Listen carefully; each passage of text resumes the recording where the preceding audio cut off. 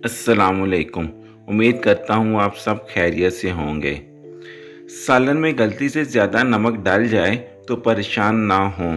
इसमें सिर्फ एक छिला हुआ आलू डाल दें, वो तमाम इजाफी नमक जज़ब कर लेगा।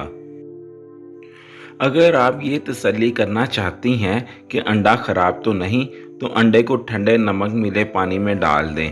अगर वो तैरने लगे तो समझ जाएं कि अंडा ख़राब है, और अगर डूब जाए तो समझ लें अंडा ठीक है। सर दर्द के लिए एक लीमू लें और इसे काटें, फिर इसको अपने पेशानी पर मलें, सर दर्द ठीक हो जाएगा। अगर आप मच्छर के काटने की वजह से तकलीफदा खारिश का शिकार हैं, तो इस जगह पर थोड़ा सा साबुन लगाएं, खारिश फौरन गायब हो जाएगी। अगर आपके घर में चूंटियां और काकरोच बहुत ज़्यादा हैं, तो इनसे छुटकारा हासिल करने का आसान तरीका ये है कि फर्श पर चाक से लकीर लगा दें, फिर देखें क्या होता है। अंडे को उबालने से पहले अगर पानी में थोड़ा सा नमक मिला लें तो अंडे का छिलका फटता नहीं। खाने से पहले हमेशा थोड़ा सा नमक चखने की आदत डाल लें, इससे इंसान बहुत से अमराज से महफूज रहता है। अगर आपका लोहे का फर्नीचर जंग आलूद हो गया है तो तारपैन के तेल को कपड़े पर लगाकर इसे साफ कर लें।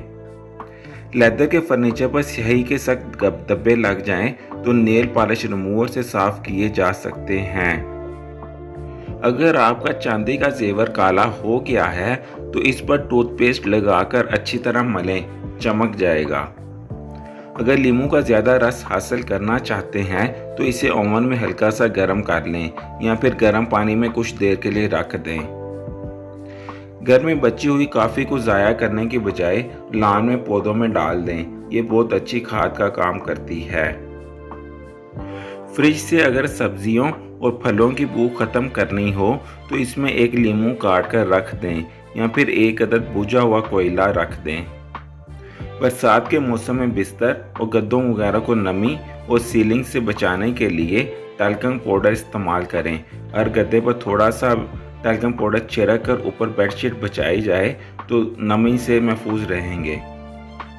अगर मछली तवील अरसे तक फ्रीज़र में महफूज रखनी हो तो इसे एल्युमिनियम फॉयल में लपेट कर रखें, इस तरह ये बहुत अरसे तक बिल्कुल ताज़ा महसूस होगी। गेंडे जैसी ताकत चाहिए तो गला हुआ अमरूद खाओ, सारी उम्र कमज़ोरी नहीं होगी। खुदा हाफिज़।